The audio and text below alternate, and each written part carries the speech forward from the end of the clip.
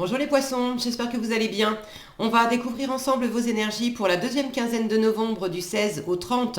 Gardez bien à l'esprit comme d'habitude que ce sont des énergies générales, c'est comme une sorte de météo et vous seul décidez de ce que vous en faites. Donc prenez uniquement ce qui résonne pour vous dans ce tirage et le reste vous laissez. Je vous invite également à consulter les vidéos de votre ascendant et des autres signes de votre thème astral pour compléter ces informations. Ici, l'énergie avec laquelle vous entrez dans cette quinzaine, ce que vous voulez pendant cette période, comment vous vous sentez, la force qui vous soutient, le challenge à relever, le résultat global de cette quinzaine et un message conseil pour finir. Les jeux que j'utilise pour ce tirage sont l'Universal Celtic Tarot et l'Oracle communiqué avec son ange gardien. Vous retrouvez sous chaque vidéo en description tous les tarots et oracles qui sont régulièrement utilisés sur cette chaîne, ainsi que le lien pour les guidances personnalisées. Alors, on y va. Vous avez le 7 de coupe, le 10 de bâton, l'As de bâton, le Soleil, le 8 de bâton et le 9 de bâton.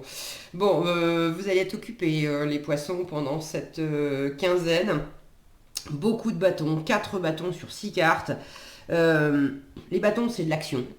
C'est de l'action, c'est des responsabilités qu'on prend, bon, là, clairement, vous avez envie de boucler un cycle, vous avez envie d'arrêter de trop en faire, vous avez envie de vous libérer d'une forme de pression, vous en avez plein le dos de quelque chose, et il s'agit de vous décharger un petit peu. Alors, c'est vraisemblablement pas facile pour vous d'arriver à le faire, c'est peut-être aussi une pression intérieure. Alors, je vois bien que dans la matière, il y a quand même pas mal de choses avec lesquelles vous devez composer. Maintenant, il y a aussi la façon dont vous prenez les choses et vous pouvez vous mettre une forme de pression à vous alourdir vous-même avec,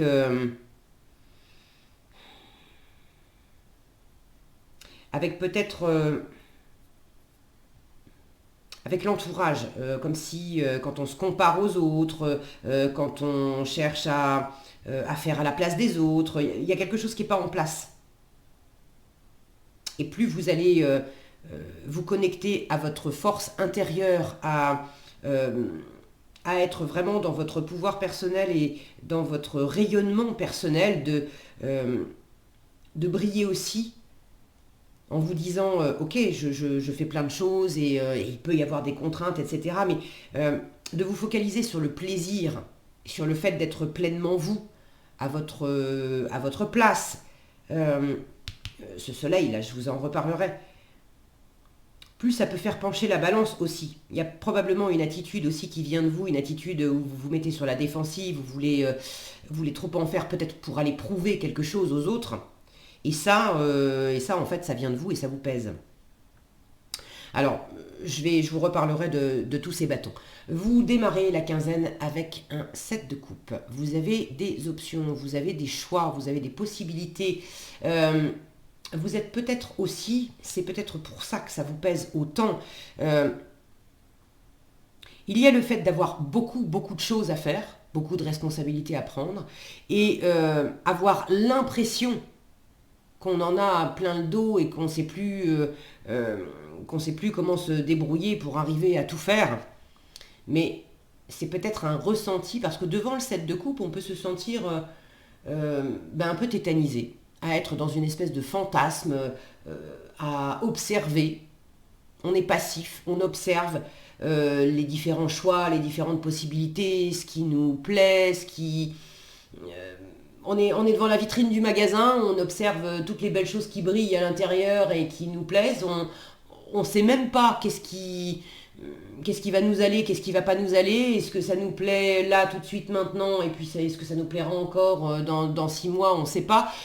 On est, on est à la fois avec des étoiles plein les yeux et en même temps tétanisé à pas engager de choix, à pas engager d'action. Du coup, le fait d'engager de l'action ou d'avoir de l'action avec laquelle il faut de toute façon composer, ça peut paraître hyper lourd. J'espère que je suis claire dans ce que je vous explique là. Ce que vous voulez, c'est le 10 de bâton. Vous voulez vous décharger vous voulez boucler un cycle. Un cycle où vous en avez vous êtes trop sur le dos. Alors, est-ce que effectivement vous avez pris trop de responsabilités, vous avez fait trop de choses, et là il s'agit d'observer les différentes voies possibles pour comment je m'y prends, pour ramener du plaisir aussi. On est dans la coupe, hein, on est dans l'examen de qu'est-ce qui me fait plaisir, et avec quoi je suis en train de composer. Il y a des choses avec lesquelles je suis en train de composer et de porter depuis longtemps. En fait, ça me fait plus plaisir depuis longtemps.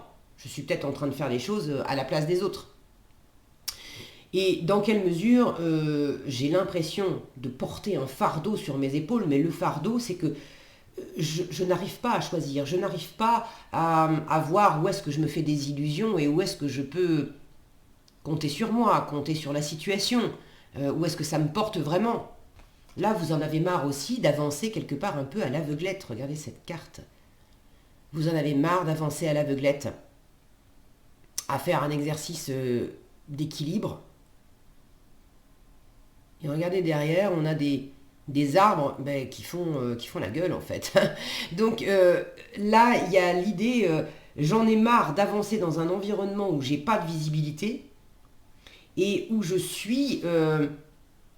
me sens insécure, je me sens dans un équilibre précaire et je me sens entourée de personnes ou d'énergie qui me tirent vers le bas. Ok. Mais dans le comment me sortir de ça, il y a une part qui vous appartient. Cet homme-là, il a les yeux bandés, mais il a les mains libres. Qu'est-ce qui l'empêche d'attraper son bandeau et d'enlever le bandeau qu'il a sur les yeux? Rien. Donc là, il y a comme une idée de jeu. Alors de jeu qui n'est pas spécialement fun, hein.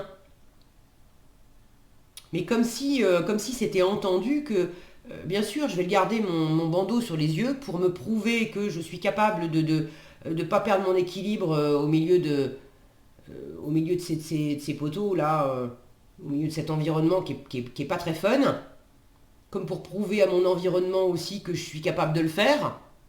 Et ça dépend de vous en fait. Donc vous avez envie de sortir de là et vous avez quand même l'état d'esprit qui va avec, as de bâton. Vous avez l'état d'esprit au renouveau, au recommencement. Et moi, ce qui me fait plaisir, c'est d'avoir ce bâton avec tous ces cristaux dans cette main. C'est vous êtes dans l'état d'esprit de prendre votre pouvoir ou de reprendre votre pouvoir. C'est mon sceptre, c'est mon bâton. Mes cristaux, c'est le cristal symboliquement, c'est l'intention. Je cristallise mes propres intentions et j'en fais mon bâton de pouvoir. C'est ma création. Donc vous avez quand même cette conscience et cette envie, parce que c'est votre état d'esprit, donc vous avez la conscience plus l'envie avec le bâton, de sortir de ce schéma-là, de sortir de ce fonctionnement. Alors dans quelle mesure c'est compliqué? Parce que vous-même vous avez du mal à choisir, à agir autrement, à faire la part des choses, à voir clairement où est-ce que je me fais des illusions, où est-ce que je ne m'en fais pas, où est-ce que je peux continuer d'avancer sur tel chemin, dans telle activité, dans telle relation, parce qu'effectivement, je suis dans les bâtons, dans le côté agréable du bâton, c'est-à-dire que c'est porteur pour moi, c'est vraiment une énergie vive, c'est une forme de passion, c'est quelque chose qui me convient, qui m'anime. Donc oui, je vais continuer. Et dans quelle mesure non, c'est trop lourd. C'est des responsabilités que je prends qui sont pas à moi. Je fais des trucs que je pourrais déléguer. Donc, quelle est votre part et quelle est la part des autres? Et pour ça, il y a le besoin de voir clairement. Pour voir clairement, la force, c'est quand même de vous réapproprier votre pouvoir. Là, j'ai vraiment cette notion de reprendre votre pouvoir et de briller. De ne pas chercher à rester dans l'ombre. Et l'ombre, vous vous mettez vous-même dans l'ombre en vous masquant la vue, en fait. Donc arrêtez de vous mettre dans l'ombre, exposez-vous les poissons, dites ce que vous avez à dire, montrez ce que vous avez besoin de montrer, arrêtez de faire pour les autres, arrêtez de suivre aussi, arrêtez de considérer que c'est normal d'être dans un environnement où on on vous supporte pas, on vous invite à rester quelque part, à rester dans l'ombre. Là, en force, c'est brille. Le soleil, c'est pas rien en force. Brille, rayonne, sois heureux, heureuse. Et puis ce cerf, qui est symbole de renouveau. Donc ose briller, mais ose briller dans le renouveau. Ose montrer également symbole de pouvoir et d'indépendance. Le cerf, à la fois, il vit en groupe, en herde, mais en même temps, il a cette capacité à savoir se débrouiller tout seul. Et puis, c'est un symbole de sagesse, de spiritualité. Plus les bois du cerf sont grands, plus le cerf est, symboliquement, l'animal est fort et sage. Donc là, on vous dit, mais use de ta force personnelle, use de ta sagesse personnelle, montre qui tu es. Ose assumer qui tu es. Sors de l'ombre. Arrête d'être dans l'ombre des autres. Arrête d'écouter ceux qui te disent que tu ne peux pas briller, que tu ne peux pas te faire plaisir. Arrête de croire toi-même ce que tu te racontes toi-même. Donc, le côté pression du bâton, qui est lourd à porter et dont vous voulez justement vous délester, il y a cette pression que vous vous mettez à pas oser briller, à pas oser prendre votre pouvoir, à pas oser aussi vous faire plaisir. Là, vous avez des options avec le 7 de coupe, il y a des possibilités de vous faire plaisir. Alors, il est où mon plaisir? Ça, c'est peut-être aussi quelque chose de neuf à expérimenter. Ou est-ce que, quelle option me permet de briller? Quelle option me permet d'être juste dans une démarche de plaisir? Il n'y a pas de il faut, il n'y a pas de je dois, il n'y a pas de on attend de moi, il n'y a pas de j'ai quelque chose à prouver aux autres. Ou est-ce que je sens que c'est pleinement fait pour moi? C'est du fun, c'est de l'amour, c'est de la chaleur, c'est de la spontanéité. Alors, c'est justement dans cet état d'esprit de mouvement, de libération. Le 8 de bâton, c'est quand même une carte qui va assez vite. Il y a du mouvement, il y a de la communication. Ça bouge, c'est une espèce de mini tornade avec le 8 de bâton. Alors, dans quelle mesure vous avez du mal à ramener une forme de mouvement? Regardez cette jeune femme, on a la sensation qu'elle sort de cette forêt de bâtons et elle sort guidée, bien entourée par ses animaux et puis des animaux de pouvoir, un sanglier, un loup, un renard. Bon, dans l'absolu, tous les animaux peuvent être des animaux de pouvoir, des chevaux derrière. On a cette notion d'animaux sauvages et d'animaux rusés, forts, agiles. Vous l'avez en challenge. Vous avez peut-être un peu du mal à vous connecter à ces énergies-là. Un peu du mal à passer du 10 de bâton au 8 de bâton. Un peu du mal à vous délester. Alors vous allez quand même y arriver, vous allez passer vous voulez le 10, vous arrivez au 9. Bon, c'est déjà ça. Vous avez envie de boucler vraiment quelque chose, ça ne va pas être bouclé pendant cette quinzaine. Mais vous vous en approchez. Donc tenez bon, vraiment tenez bon. Le 10 de bâton, le 8 de bâton, pardon, avec cette énergie vive et rapide, m'indique en challenge, soit vous allez trouver que ça va trop vite, trop de communication, trop de gens qui vous sollicitent, trop de déplacements à faire, soit ça va vous sembler trop, soit au contraire vous l'avez en challenge parce que vous êtes bloqué là à observer, mais à pas vraiment agir, à pas initier ce renouvellement. Et là, c'est le contraire. Ça va trop lentement.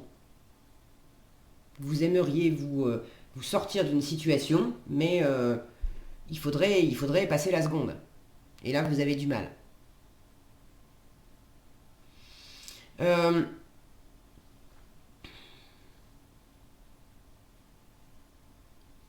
J'ai la sensation que c'est un mix des deux, en fait.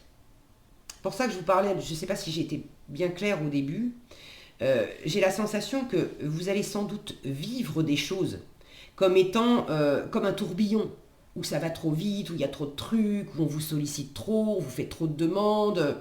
Ok. Et vous le vivez comme ça parce que vous avez l'impression que c'est l'extérieur. L'extérieur vous sollicite beaucoup. Mais dans quelle mesure il y a une part de vous, en fait, qui bouge pas? Qui bouge pas pour dire non, bah non. Moi j'ai envie d'autre chose. Qui bouge pas pour engager une action décisive qui va montrer à l'environnement que, hé, oh, ça c'est ta part, c'est à toi de le faire, et ça c'est la mienne. Une part de vous qui bouge encore pas non plus pour engager ne serait-ce qu'une action qui vous amène à vous mettre en avant, à briller, à vous faire plaisir. Et du coup, quand on est dans le plaisir, tout de suite on a une sensation beaucoup plus agréable, on ne se sent pas oppressé. Quand bien même il y a du mouvement, il y a des rencontres, il y a des choses à faire. Mais comme ça nous éclate, c'est une énergie vive qui nous tire vers le haut et qui est du coup comme une batterie qui se charge au fur et à mesure, une batterie de voiture, au fur et à mesure qu'on roule, ça va charger la batterie. Donc ça donne pas du tout une sensation d'en avoir plein le dos et d'être fatigué. Alors dans quelle mesure il y a des choses qui effectivement, beaucoup d'actions et beaucoup de sollicitations qui peuvent vous fatiguer, mais il y a aussi une part de vous qui demande, il faudrait au moins une action, une posture assez décisive, une espèce de détermination à reprendre votre pouvoir en main et à vous faire plaisir, et là, ça changerait complètement la donne. Au lieu de décharger la batterie, ça chargerait la batterie. Alors vous avez tout à fait la possibilité de le faire, puisque vous êtes déjà dans cet état d'esprit, donc bravo, vous savez, vous sentez que vous avez votre pouvoir entre les mains, utilisez-le. Et en force, on vous dit, mais vas-y, vas-y, brille, tu peux. Donc vraiment, je serais curieuse et heureuse d'avoir vos retours en commentaire, parce que je vois bien que vous êtes fatigué et que c'est pas facile, mais c'est comme si on vous montrait que dès que vous allez enlever ce bandeau là pour repérer, il est où le frein à main en fait? Où est-ce que je m'en étais pas aperçu jusqu'à présent, mais j'ai le frein à main qui est à moitié serré. Dès lors que je vais lâcher le frein à main et m'autoriser à aller vers m'autoriser cet élan pour être pleinement moi, je ne demande rien à personne. C'est moi qui tiens les rênes de ma vie, y compris s'il y a des gens autour de moi que j'aime, qui sont proches de moi, etc.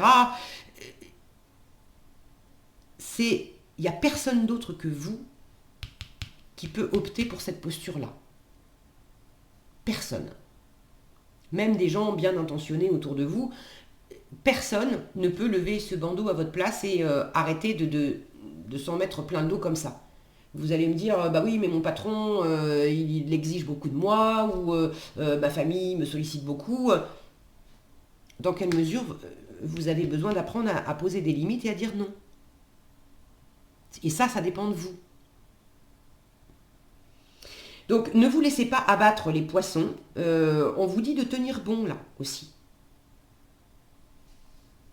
Sois fort, forte, brille, mets-toi en avant et tiens bon. En résultat, vous tenez bon. Je ne me laisse pas faire. Avec ce 9 de bâton, je suis presque arrivé au bout. Vous voulez le boucler, ce cycle? On vous dit, t'es presque arrivé au bout. Alors ça serait bête de lâcher. Je peux avoir une forme aussi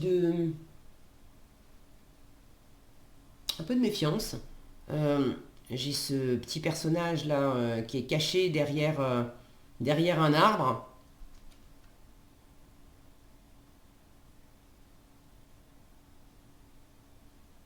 D'observer, de vous mettre peut-être un peu en retrait pour observer ce qui est encore compliqué. Est-ce qu'il y a effectivement une forme de danger dans l'environnement? Le sanglier, là où passe le sanglier ne fait pas dans la dentelle. Il retourne tout. Alors, est-ce que ça fait partie de vos énergies? Est-ce que ce sont des énergies extérieures?